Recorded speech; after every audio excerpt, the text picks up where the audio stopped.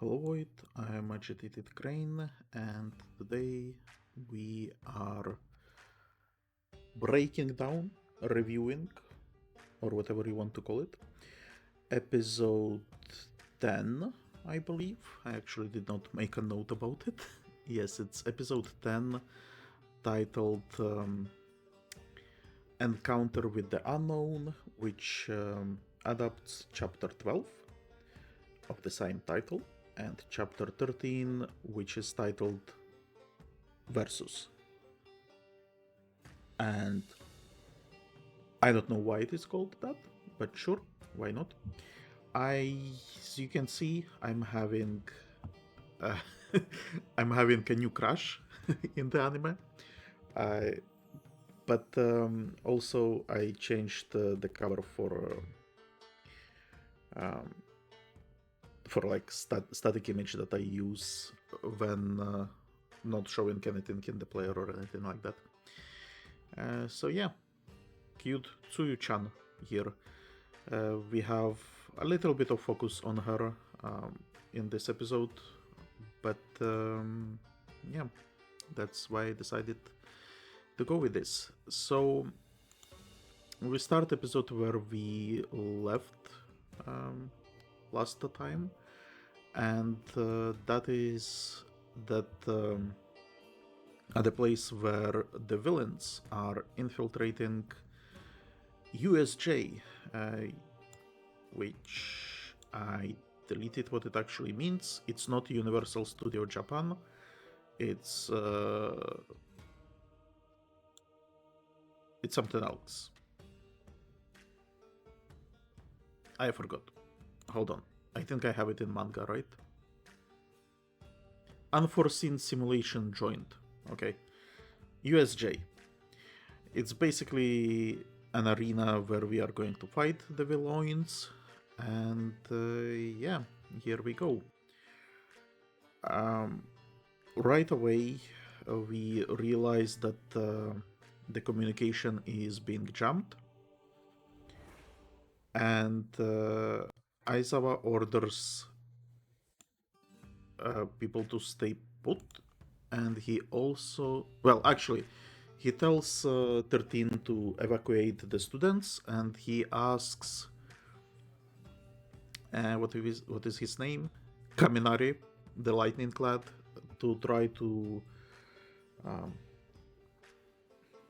break through the jamming with his Quirk, which I was under impression that his Quirk is just lightning, but I think it's more complicated than that. But we haven't really had a proper explanation what it is, so who knows. And Aizawa is staying behind with a plan to face off the villains. He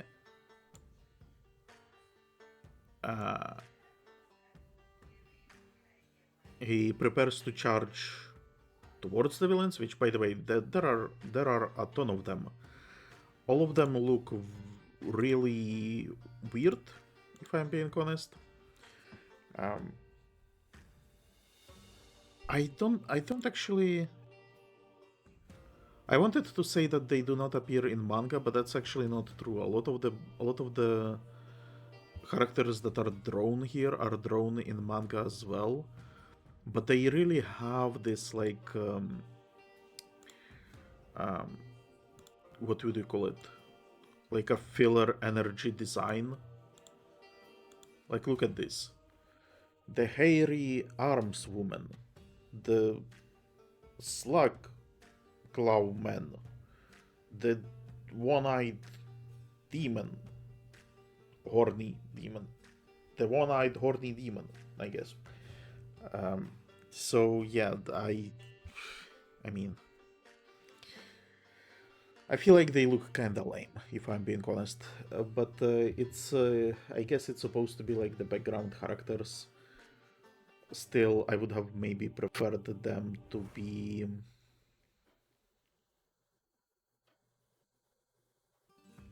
maybe not really have like a uniform because it's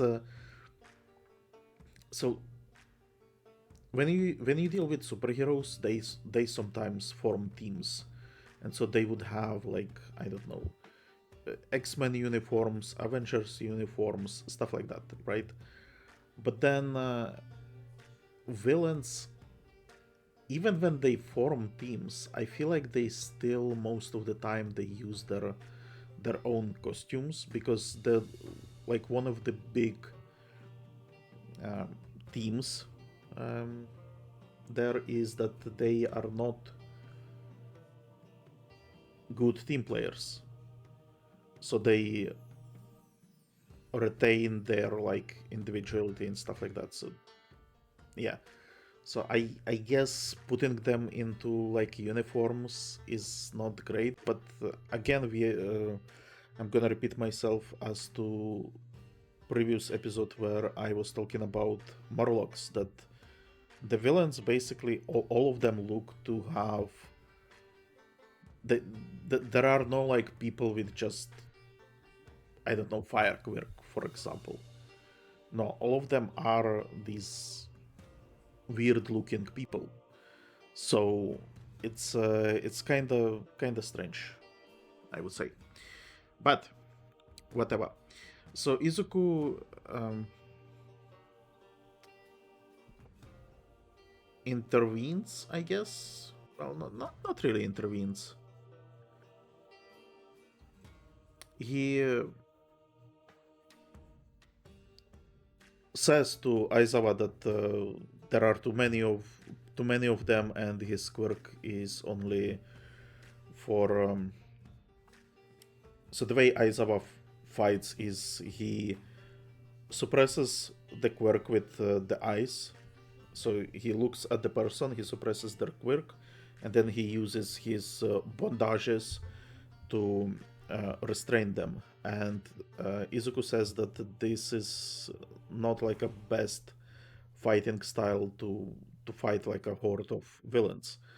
To which Aizawa says that no hero is a one-trick pony, which is kind of callback to what he keeps pushing Izuku towards, where he says, okay, so you have this super strength attack, but after you use it, you are dead, right? Because you are incapacitated. Other people are supposed to be taking care of you. This is not really useful. And during the evaluation, when we had that ball throw with one finger, Aizawa is excited because he sees that Izuku uses the tools that he has and improvises to kind of like achieve his goal without with what he has, basically, right? And restraints that are put on him. So it's kind of like a callback to that. So I like it. And then Aizawa charges into the fray, and we get a little bit of combat where he honestly absolutely demolishes a bunch of those trash mobs, basically, scrubs. But then there is also like narration from the villains where they explain that, oh, this is Eraserhead, so when he looks at you, he can erase your quirk, and then this bigly uh, bigly stone guy shows up, and he says, oh yeah, what is he gonna do with heteromorphic type villains like us? Can he erase? Can he erase our quirk as well? And so this was never explained in anime or manga, but there is apparently like classification of quirks, the type of quirks you have. And yeah, so if Aizawa looks, for example, at Hamster Boy, which is my nickname for Mashirao Ojiro. So that guy has only tail, right? So if Aizawa looks at him, does his tail doesn't fall off, right? So I think that's what heteromorphic type is, where their quirk is basically their changes to their body. But then it gets complicated again because, so let's say we have Ida, right? Or Tenya, as I call him. His his quirk is speed, but at the same time he has like those exhaust tubes coming out of his calves. So does that mean that? But can he not trigger it if Aizawa is looking at him? It's kind of strange. But here we have a slight difference between comics or manga and anime, because in anime it just continues, but in manga Aizawa actually explains that his quirk only works against operative or transformative types, which I'm guessing.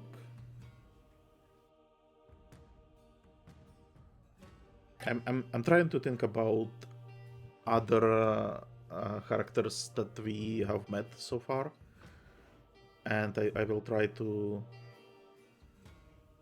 um, I will try to put together what operative and transformative types are. So I'm guessing operative would be something like Bakugo, where he can basically do something, right? Do something.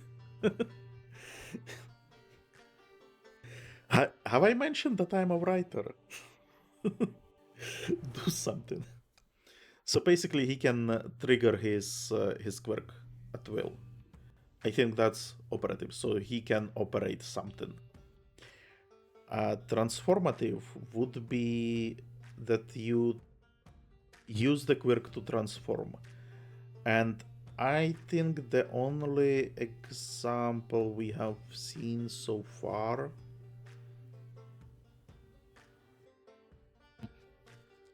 Well, not the only example, because I think we have seen multiple people at this point. I'm gonna guess that Mount Lady would be counting as transformative because she's by default like a small girl, but then she grows into titanic proportions. I'm gonna guess that Wooden Kamui is also transformative because he transforms his like wooden appendages. So stuff like that, right? But then heteromorphic would be people who basically have different physiology. So uh, that's your combat hamster and people like that, right? I think Sludge villain would count as heteromorphic maybe as well because he's. I'm technically not sure if he has a body. If he technically has a body. So yeah, but Aizawa explains that yeah, he cannot affect heteromorphic types. He can only affect the gays, but he says that he adjusted for that and he created a counter because usually heteromorphic type villains are preferring combat, close hand to hand, close quarters hand to hand combat. So Aizawa basically became uh, hand combat master as well to counter it. Now, I just realized that in the class we have an invisible girl, Toru Hagakura, and I wonder what type she is because I don't think she is heteromorphic. So would she be... Would she be transformative or whatever? So doesn't that mean that if Aizawa looks at her, we can see her? Like if he uses his quirk on her, if he erases her quirk, can we see her? And I'm not talking right now in the pervy way, right? Because she often runs around naked. I'm not talking about that, even though that would have been interesting as well. But I'm talking more so in a sense that does she control her invisibility or not? Because it almost seems like she's permanently invisible.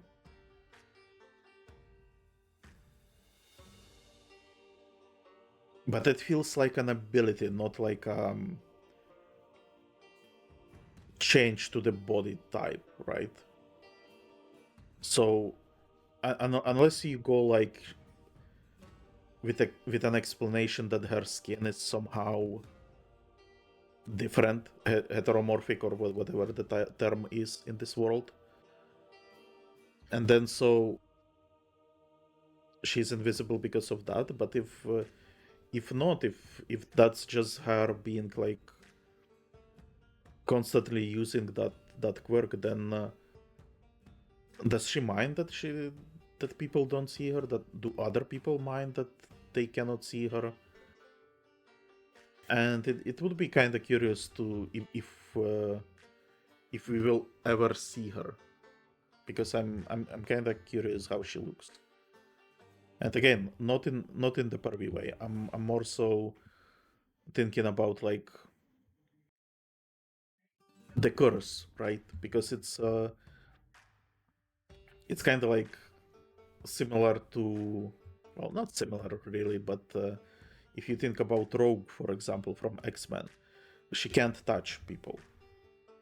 But if she loses her power, she can touch people. And it's kind of similar in my mind a little bit with this Invisible Girl, where and maybe she doesn't care right now, because so far we haven't really seen her be, well, we didn't really see much interaction between her and other people. But what little we have seen, she was relatively cheerful. But I wonder if she would be eventually sad that like people cannot see her. Or I for example would be sad if I couldn't see my kid or something like that. So wouldn't her parents be happy to be able to see her again and stuff like that? So yeah, I wonder if that will play a role eventually at some point, if that will be like a side story at some point, or if she's just permanently invisible because that's her body type, I guess. Anyway, during this combat, Aizawa blinks, and when he blinks, one of the big villains, the Dark Cloud villain, manages to teleport away. Can I get like a good shot of him? Apparently I cannot. Well, this guy. Maybe I should go to Aizawa a little bit, because there is like a breakdown of his fighting.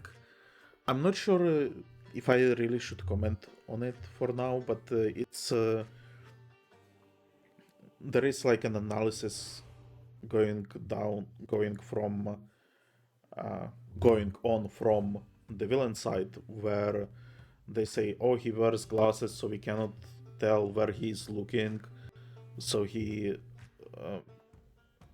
removes the quirk, he attacks, and stuff like that. So but it's there isn't really anything like groundbreaking. So let's talk about this villain. So he teleports and he says that we have come here for All Might. We would like to kill him, and whatnot. And you guys are not supposed to. Well, he is supposed to be here, but he's not. But whatever, I still have my orders. I'm supposed to scatter you guys and torture you. So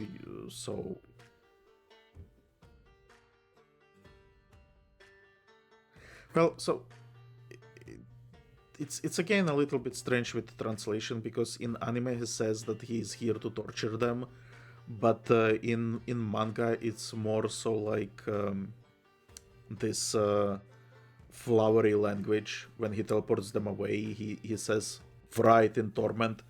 I think it's more like you know, when in Bleach people release their Zanpakuto, they usually say like this flowery verse, like well, this is not really flowery, but for example, like how Zabimaru or Reap Kazashimi or whatever that was. So I feel like this Write in Torment, it's more so like part of his theatrics, more so than actual I'm gonna torture you guys. But yeah, so he is here to basically deal with kids, and but before he starts, Bakugo and Kirishima charge him, and I wasn't really surprised about Bakugo, a little bit surprised about Kirishima, but if you remember when we first met the class, and I've seen Kirishima, I immediately thought that he is he's drawn with kind of like Bakugo, and maybe he has like a similar character. And funnily enough, there he is acting similarly to Bakugo. And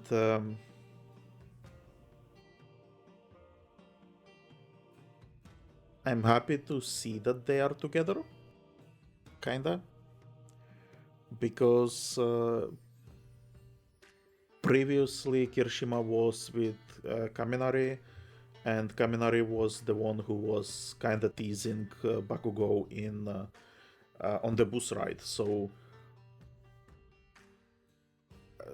far Kaminari and Kirishima, they were portrayed very often portrayed together, like they would hang out together. So Kirishima being with Bakugo, I like, because it kind of shows that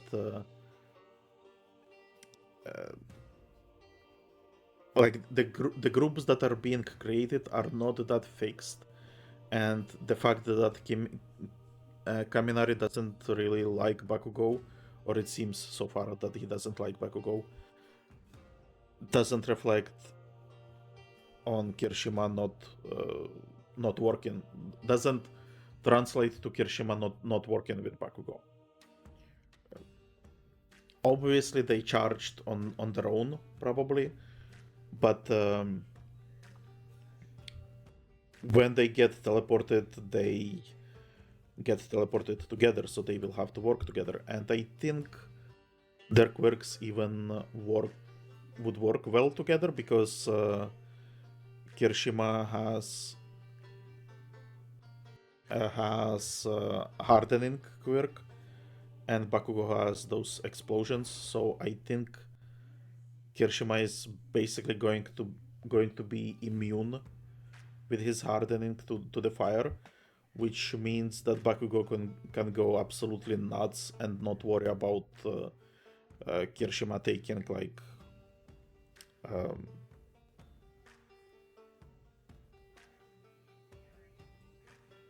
damage. So yeah, but they charge and it kind of hot-headed. They get between this void guy and 13, the universe hero. Is it? It's not universe hero. It's space hero, 13. So she, I think in the last episode I was calling 13 him, and actually isn't in manga.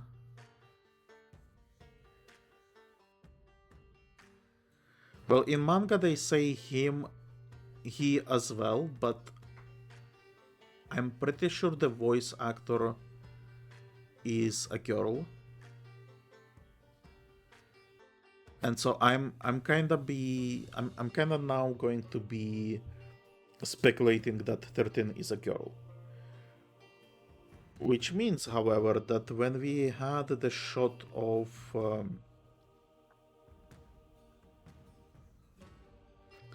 principal looking at the destroyed gate, and he had other people with him. 13 was there, by the way.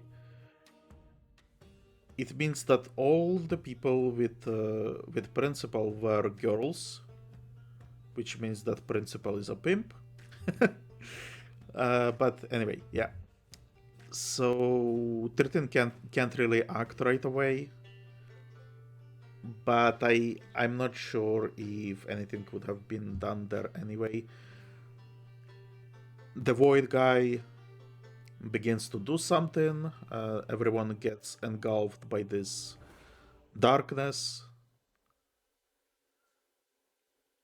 and we get something I noticed on the second watch. On the first watch, I just watched it and I was like, oh yeah, okay, stuff is happening.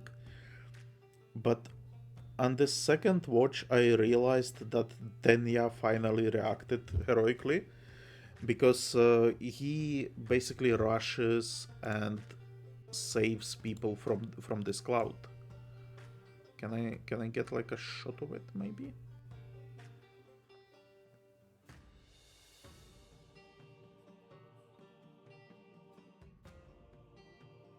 Well, not really the shot, but aftermath.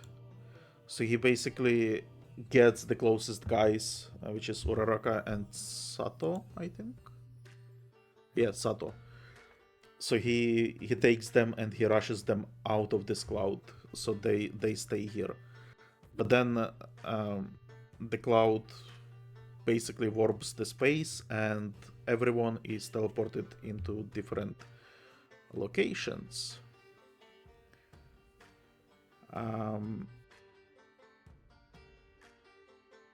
It's a little bit strange, I would say, because some people stayed in this place. I'm guessing that we have Tenya and those two that he saved, and then maybe 13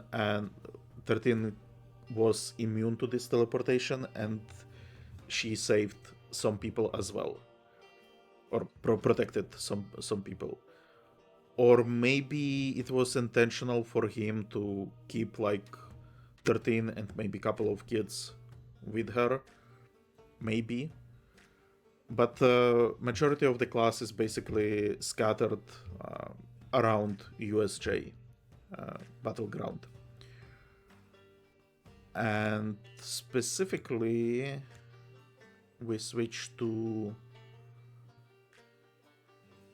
Izuku, who falls into water. So we have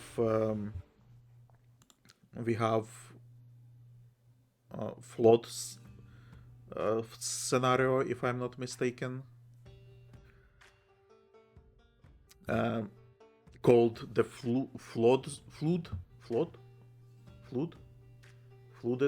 flooded. Oh my god, this is a very easy word. Why Why am I short-circuiting on it? Flood. The city was flooded? No, flooded. Flooded? Flood. Flood. Flood? Flood? Flood. Flood.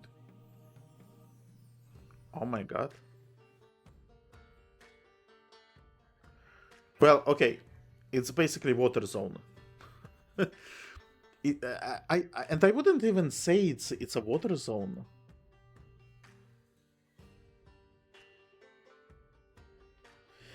Well, no, okay, hold on. There is a ship. It's like a prominent landmark in this zone. But I think maybe it's supposed to be like a rescue ship already, and the actual zone is underwater because it's flooded. Flooded, not flooded. Flooded, right? It's flood, but it's flooded. Okay, but whatever. So he falls into water and he immediately gets confronted by a villain, a shark villain. This boy. And he says, "There you are." And he says,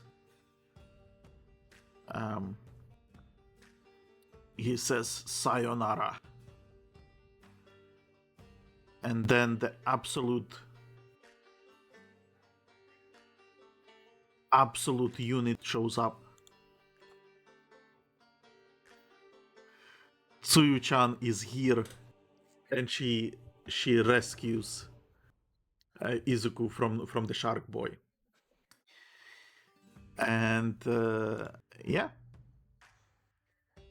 she then wraps her tongue, oh my god, around Izuku, and she jumps out of the water. We here notice that, well, actually you can probably see it on this picture already, that she, before coming to Izuku, she already picked up Minoreta. So she is absolutely MVPing in this environment.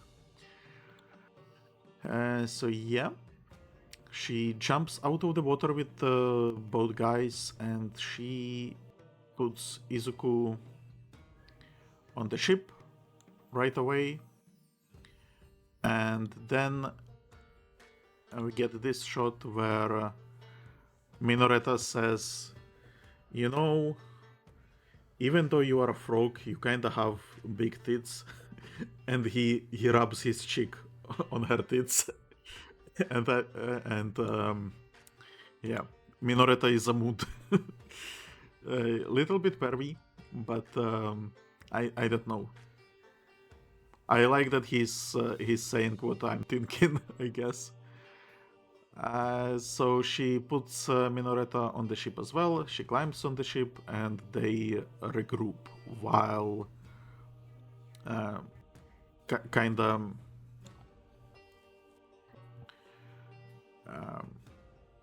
discussing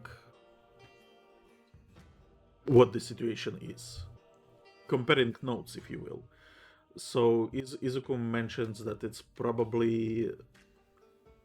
was probably there doing earlier in the day when we had that alarm go off, that they probably were scouting because they knew the schedule, and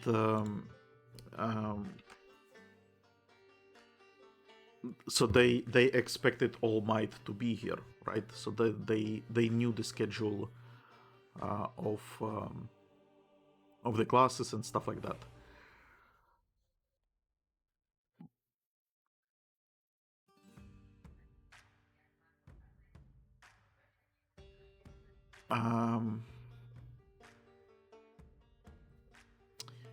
Mineta then says that, well, whatever, All Might will show up and he will rescue us, he will beat everyone up, and then Tsuyu-chan, very smart and kawaii Tsuyu-chan, she starts explaining, well, if they showed up with intention to kill All Might, then surely they have a plan to kill him.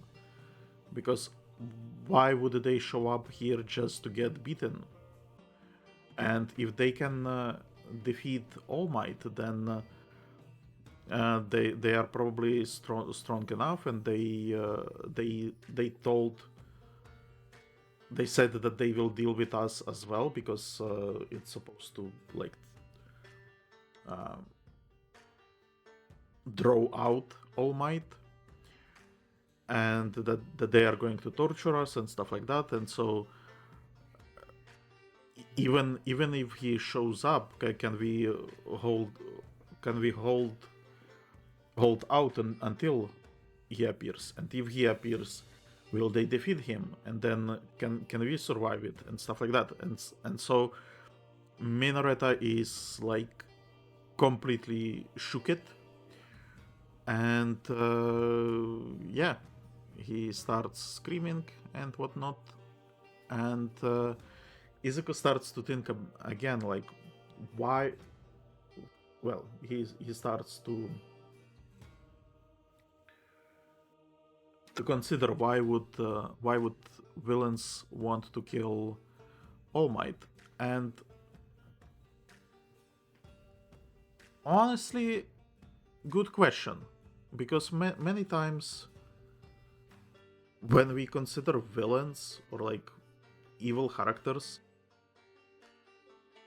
very often we don't really give them.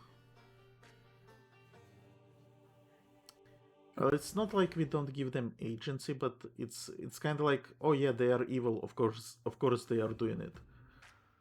But then with All Might, I get like that he's like one of the biggest heroes, and that he's stopping crime and stuff like that. So maybe if they want to have like a easier time, so they want to kill him because of that. But you have other heroes as well, so, and I feel like his activity gets lower because of the way his condition is. Even though it's not public knowledge, it still should be known that he does less heroics. And I think there is even like a little bit of explanation that the fact that he does less heroics is attributed to the fact that he's teaching now. That it's kind of like a cover. But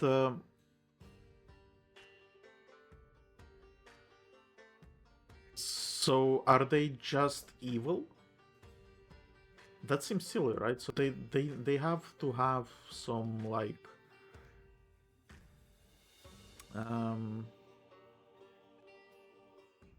background with him. That something must have happened between them. But anyway, as Izuku is thinking about it, he doesn't really. All of this was my speculation. He just thinks like, why would they? What reason would they have to kill him? And then he realizes, well, reason doesn't matter. If they have a plan to kill him, then our job is to make sure that their plan doesn't work. So he says we have a job to do, and we get a glimpses of other teams. So we get shown that Todoroki is already icing fools. Can I find like a? So Todoroki is in landslide zone, where he's already icing some people. It seems that he's alone there, by the way, which is curious. I believe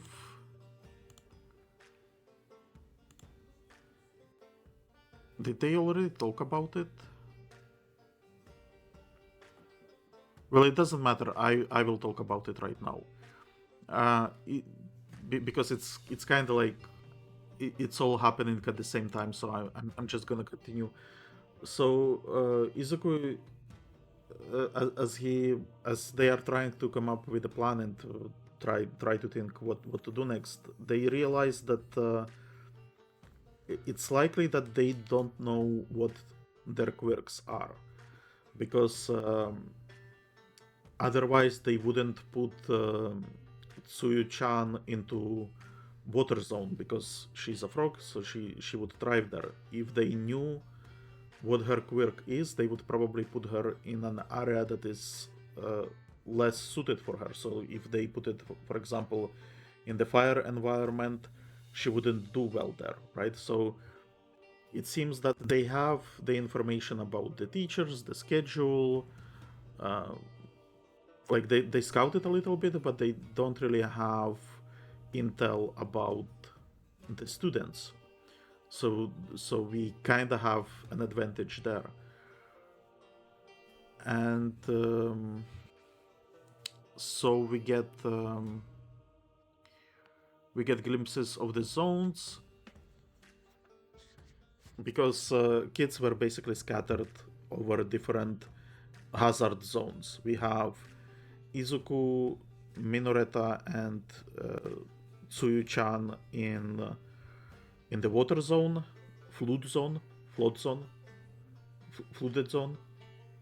in the water zone. Then we have Todoroki in landslide zone. We have in mountain zone, we have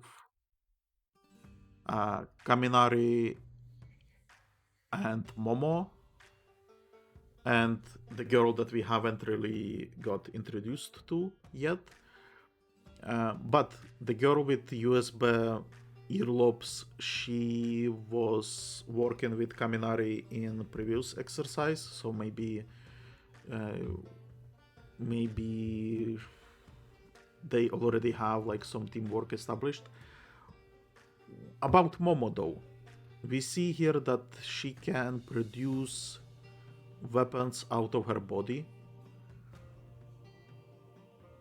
which is quite curious. I'm guessing it's not manufacturing, it's the storage. So maybe her body is like a different dimension or something, so she can store stuff in her body.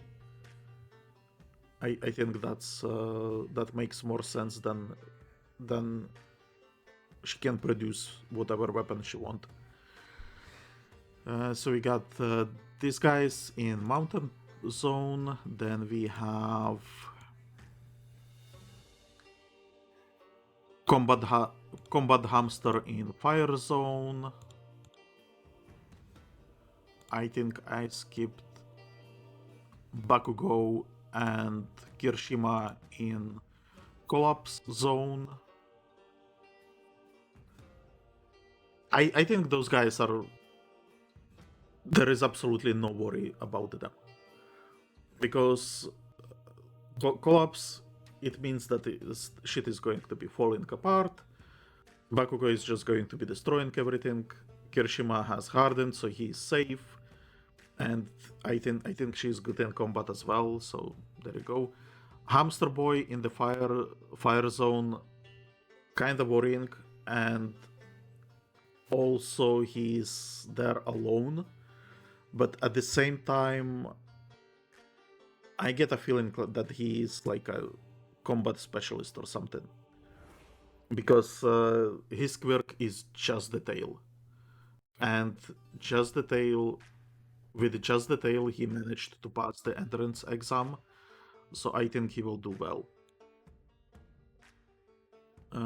What other zones do we have? Squall zone, which I guess is like a storm zone, where we have Tokoyami and the fish guy. I call him fish guy because he kind of reminds me of a fish. We haven't really gotten his name yet, I don't think, so there you go. those guys are here. And then back at the entrance, we have the rest of the class, basically. So we have those guys, Tenya, Sato,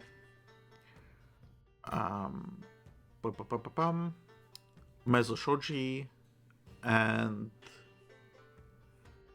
Hanta Sero. We also have their Uraraka and Mina, who are not pictured, but they are there as well. And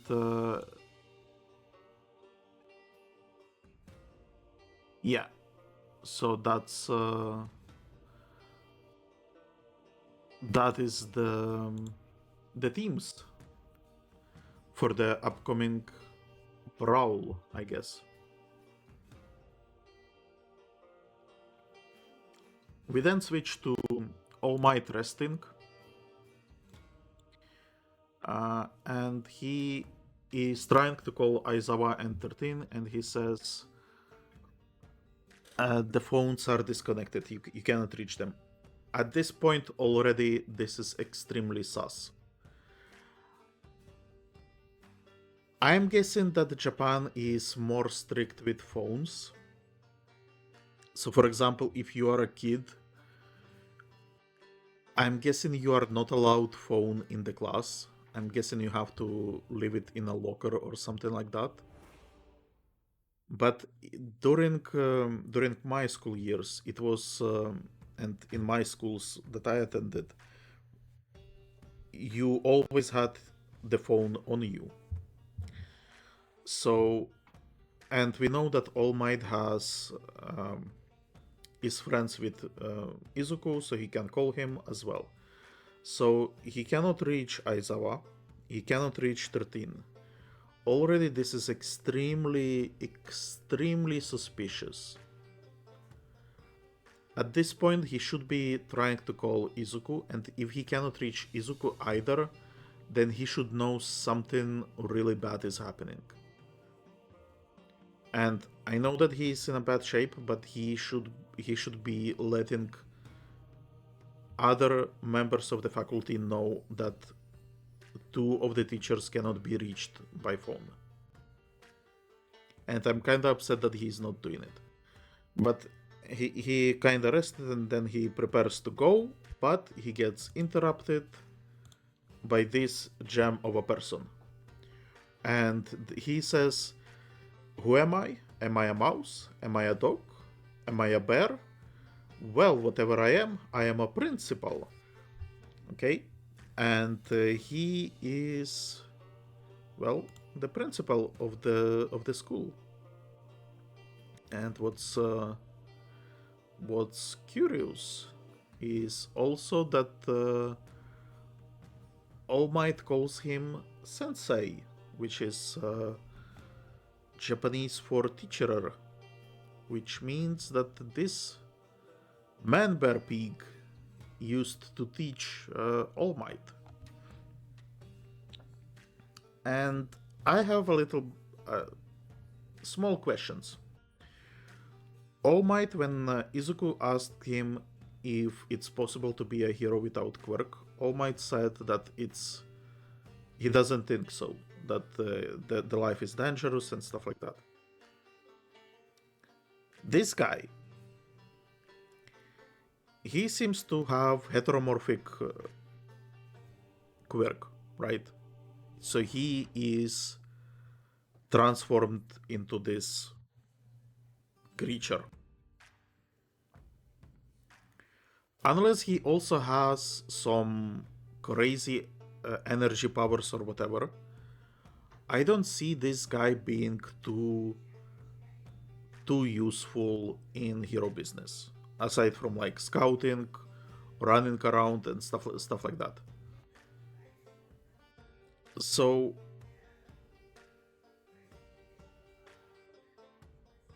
I would even say that this is almost like not having a Quirk at all. And I talked about it a lot during that time where I really don't understand why there was this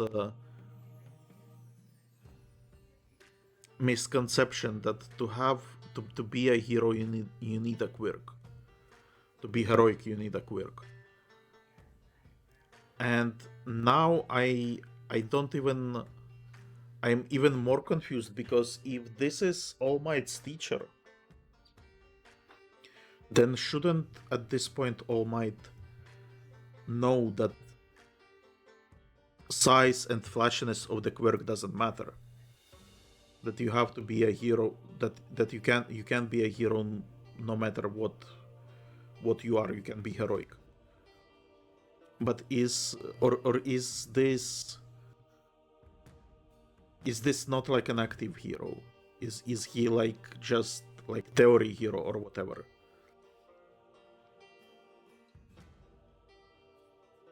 But then we have been told that all teachers in the school are professional heroes, so he should be a big deal as well. We also get this strange thing. Where can I get like a good shot of it?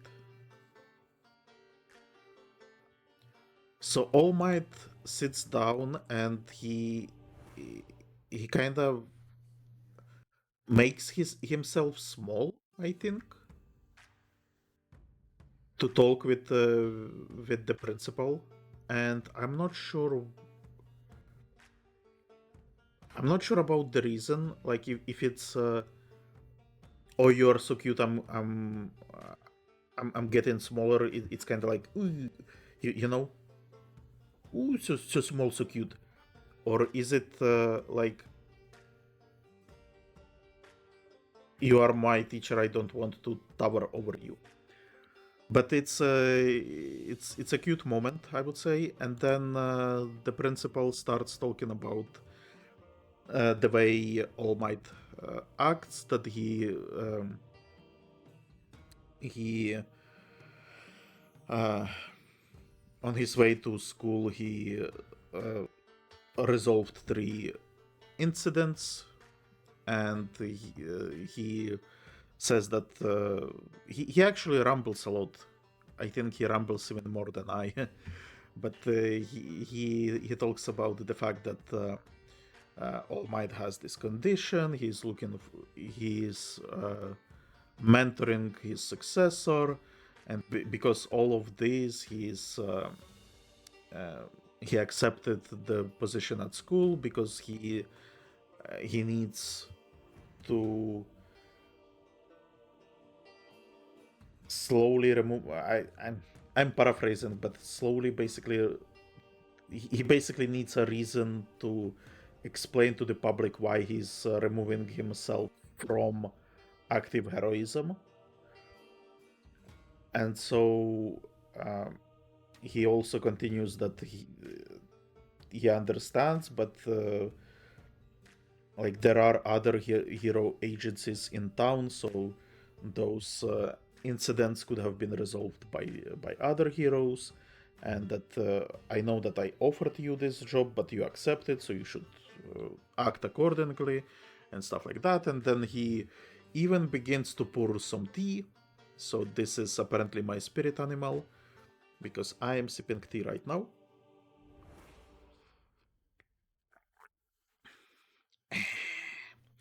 So, All Might is detained, basically. And I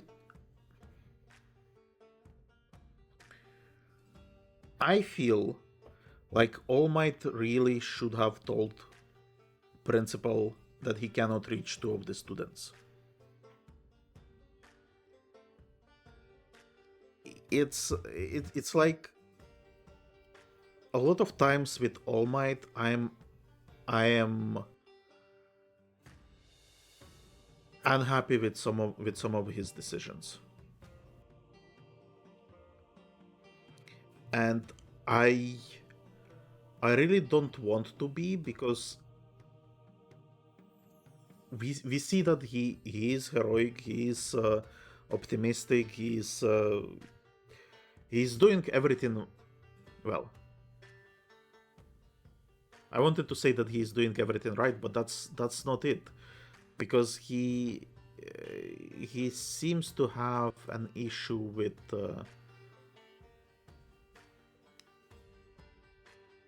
some stuff. Like he seems to be.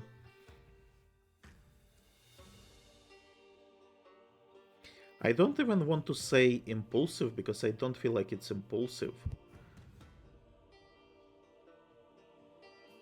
It's almost like he's inexperienced, but he is experienced. It's kind of strange.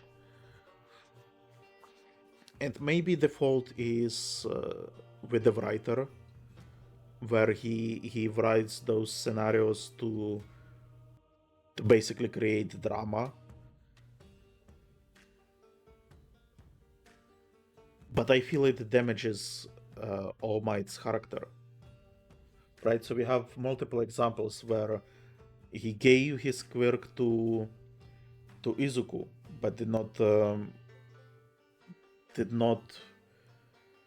well, he did not warn him how the use of power is going to go, and how powerful that power actually is. Because like I was saying, like Izuku could have killed someone during that examination. He could have died himself. He probably wouldn't have passed if he used the quirk at the very first trash mob. So there is all of that. So he didn't explain him the quirk. Then when teaching, he didn't stop the fight between Bakugo and Izuku. When talking with Bakugo, he didn't have the right approach. Now we have this scenario where he senses, he knows something is not right, but he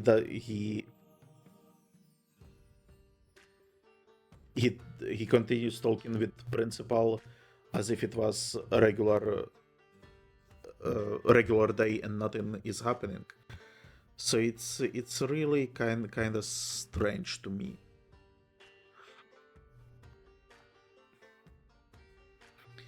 Uh, back uh, back at the U.S.J, 13 is asking Tenya to run back to school. So U.S.J is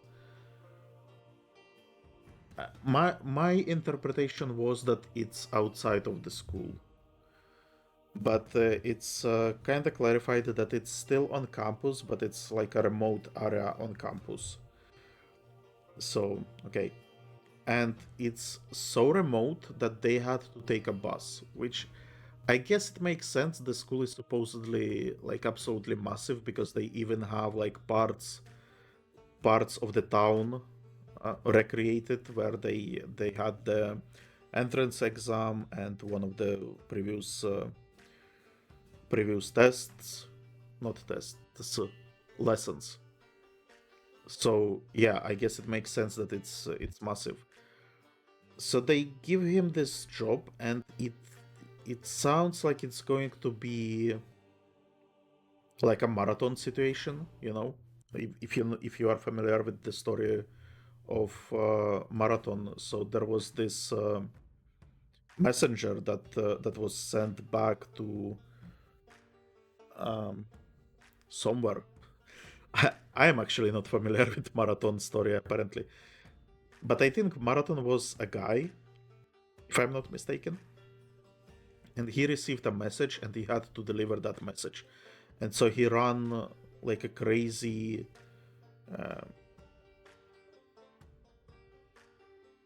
crazy distance to deliver that message, and I think he even died by the end.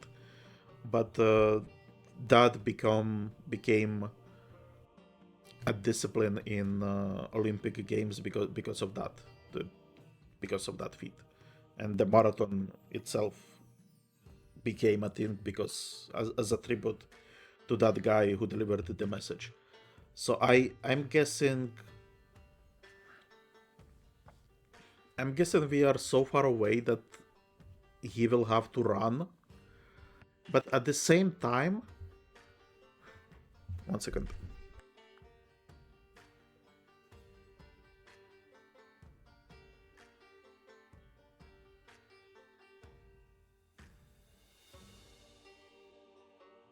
But at the same time,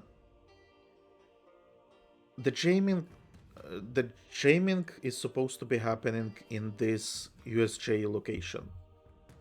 So technically, once he's outside, he should be able to use the phone. And okay, maybe Tenya doesn't have a phone because, as we talked about the students not being allowed to have phones in the class. Maybe that makes sense. That Tenya doesn't have a phone with him. But then 13 has a phone, so shouldn't she give him the phone? So once he's out, he can call for reinforcements. Surely that would be faster than him actually running there, because I don't. While I call him a speedster, but I'm pretty sure he's not at the level of Flash, for example, right? Because Flash could run to a different continent in a couple of seconds, right? But he's faster, but he's not like insanely fast. So I think him running to school is gonna take some significant amount of time.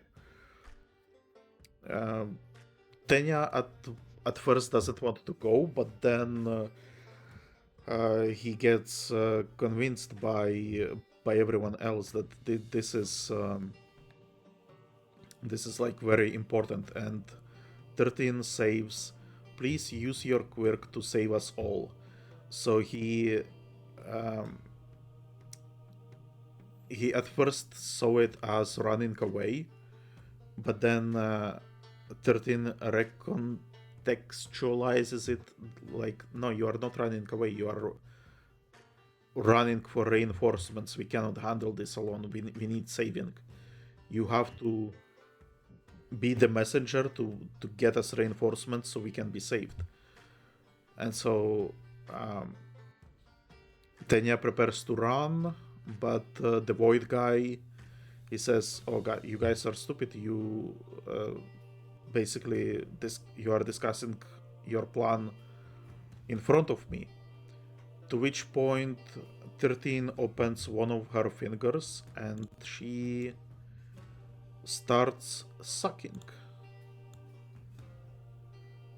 She says black hole, and she starts sucking the Void guy into her. And I have a feeling this is a bad idea. So I wonder how her black hole works, because she, in previous episodes, she said that it crashes and reduces to sand, just like black hole. But then she also uses this a lot for rescue. She's known as a rescue specialist. So I wonder if it's like she can absorb stuff and keep it in herself for some period of time. So, for example, if she was saving people, could she black hole them and then black hole them out somewhere else? Or was she black holing flames, for example? Regardless, I feel like this is a situation of opening portals in the back of holding, which means that I feel like this is going to mess her up, because he is obviously like a teleporter, and we even had an instance where when Bakugo and Kirishima tried to attack him, they commented that he's incorporeal. So he's incorporeal, he can teleport, I feel like putting him into black hole is just not going to work. It could give Tenya time to run for reinforcements, but I think it's gonna mess. Like this is not a good match for 13. I don't think.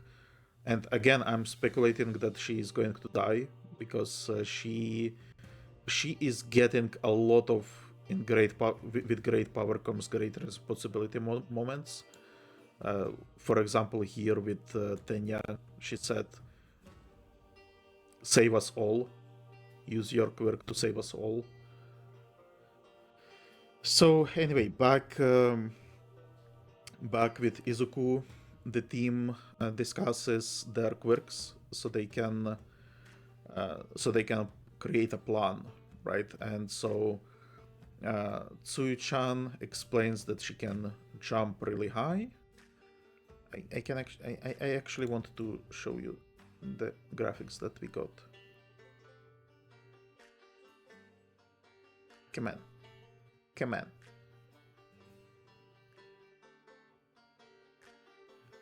She can jump very high. Very cute jump, by the way, with her tongue out. She can climb on surfaces, so she's basically a Spider-Man as well. She can stick her tongue out up to 20 meters, so very sexy, very sexy. And then she says she can also spit out my stomach and wash it.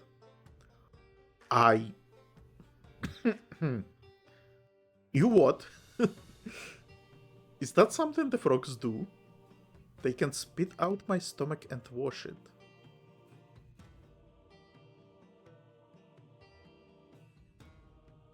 That's like the inside of the stomach, right? So she can vomit her... Oh my god. I'm not sure that's sexy. I'm just gonna speculate. I probably cannot click to this. But she then also says that she can secrete toxic mucus that actually just stinks a little. And to that, we get Mineta's reaction when he hears about secreting mucus. He's hot and bothered. So there you go. I don't know. Then Izuku explains his quirk, which is comparatively very basic. He has super strength, but once he uses it, he gets damaged, which means that it's like double-edged sword, so probably can't use it much. And then it's Minoreta's turn, and he explains that these bulbs on his head, he can detach them and stick them, and they are basically like stickies. And they are a little bit bouncy, and if he is feeling well, they stick for a long time. But if he pulls a lot of them, I think he also mentions that they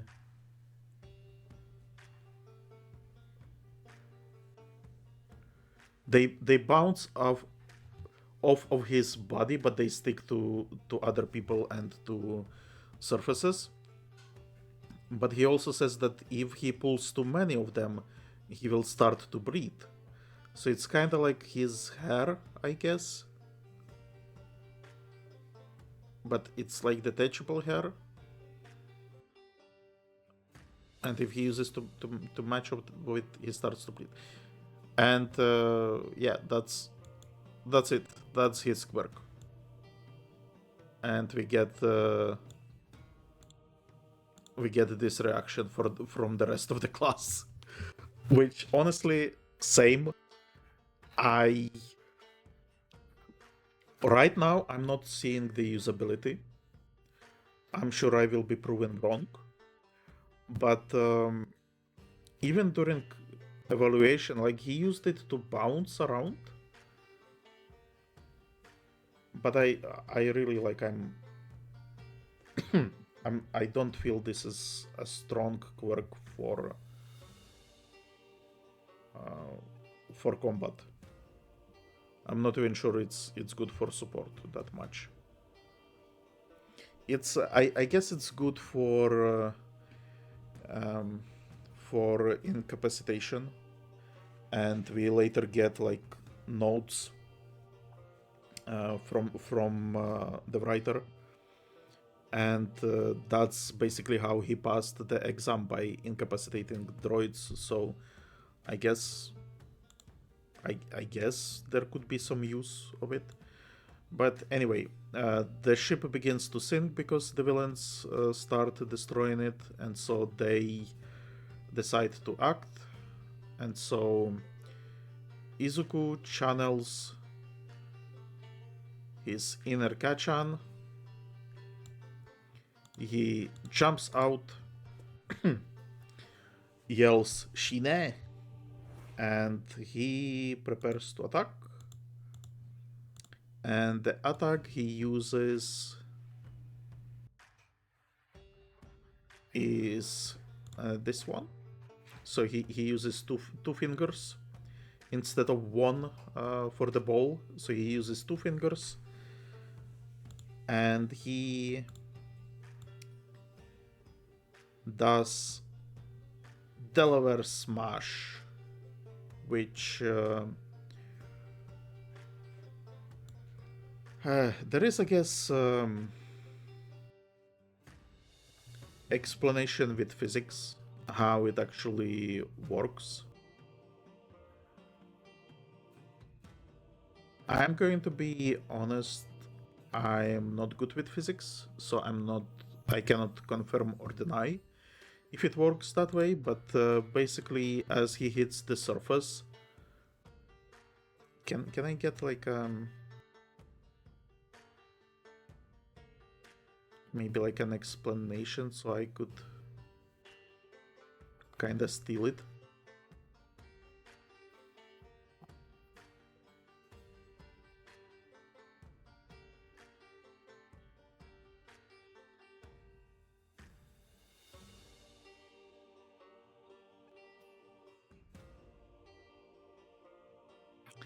So when delivering a strong shock to the water surface, it spreads, but then it rushes back to the center, and so it creates this whirlpool.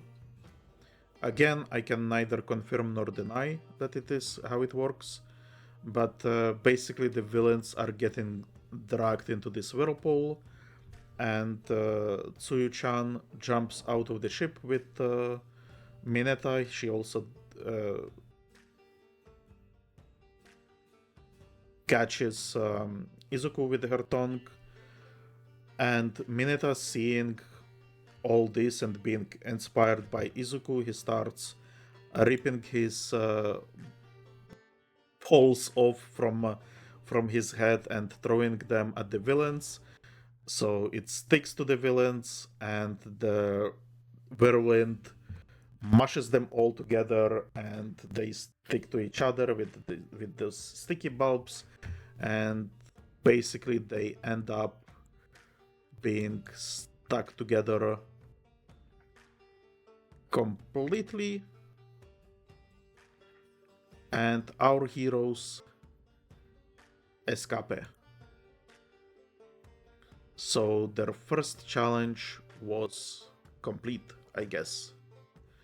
And that's where the episode ends.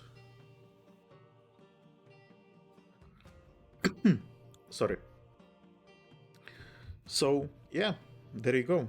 Another shorter episode because of the nature of the episode. Again, not really many things to speculate on, to discuss. Just a lot of action. We do have this thing. One second.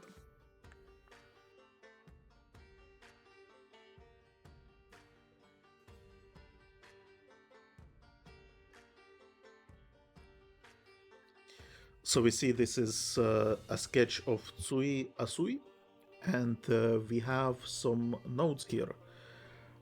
Apparently she gets cold easily, and Kohei also writes that initially he wanted her to be a guy, which I'm so happy she's not.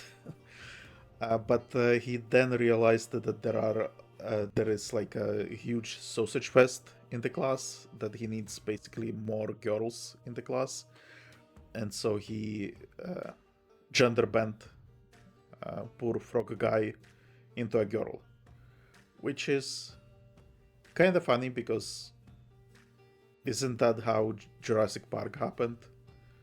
Because the frogs, even though they were kept uh, of the same gender, they eventually the way frogs work is that they change the gender depending uh, on the environment. So because so technically because there is too many guys in the class, Tsuyu became girl. It kind of like it works as a frog analogy, right? Also very cute in her winter clothes. Love her.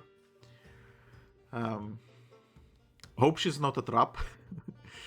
But yeah, love her. Love her voice actress as well. She's really like delivering lines in the way a frog would deliver them, I guess. It's I feel like it's a very curious skill, because I don't really hear it more. I don't really hear it often in Western voice acting. I hear it in anime where the voice actors are like very skilled, and so we have this girl who can basically channel the frogness of the character. But we also had, and this is like a tangent, but we also had in Demon Slayer the boar guy. I'm blanking on the name currently, but the boar guy, he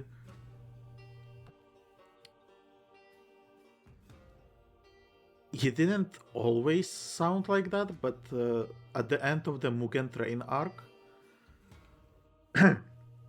when he was like crying and stuff like that, he really went into like this snorting and gurgling, and he really sounded like a boar, so I really have to give credit to the voice actress that is responsible for Tsui-chan. And again, I have to find her again, because I'm bad with names, and I want to credit her. Aoi Yuki. Yeah, good job, girl. English voice actor is an absolute asshole, so I don't think she did. Okay, let's not talk about that. We are not watching in English, so there is no reason to talk about it. Yeah, so we got this, and then we also have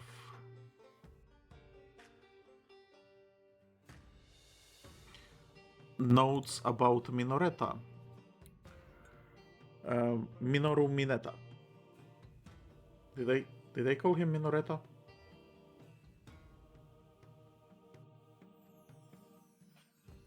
Have I been calling him Minoreta?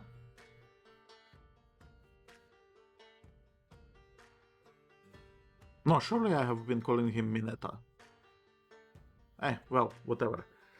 So we have some notes about him as well, but mostly it's just explanation about how he passed the entrance exam, which is what I talked about already. Also that he is very pervy, and apparently it's a quality he shares with the author. And so the author says that it's hard to find the right balance, and I agree. Sometimes, like, I I don't want to say that I am overly pervy. I have definitely met people who are bigger perverts than me,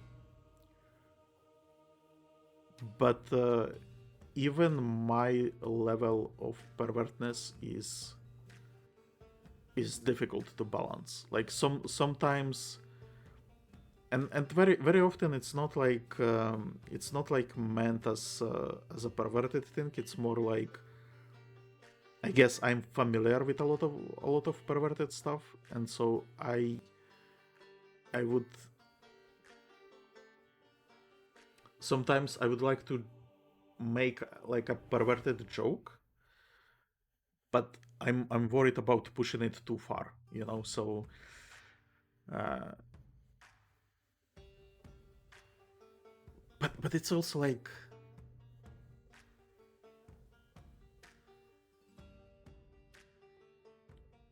I'm trying also to be like polite and nice and stuff like that. So it's also it sometimes it just feels too wild to make a joke like that. I don't know. It's I definitely I think understand uh, the struggle of the author, that he sometimes he would like to draw frog spitting out her stomach and washing it, but is that perverted? Who knows? Find out in the next episode. I think we are we are going into a weird territory. So let's end it here. Again, big thank you if you stuck with me. I think I'm actually this episode I have um, I have been struggling to find some of the words. I'm not 100% happy about it, but uh, not all of them can be bangers, I guess.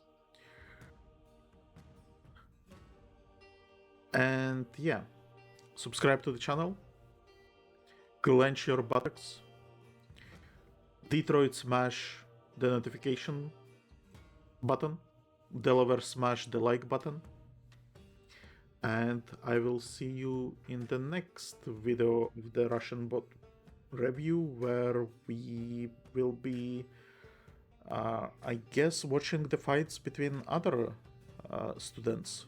So we will be learning, maybe we will be finally learning more about their quirks, because in previous lesson we only got like a short glimpses about it. So yeah, goodbye.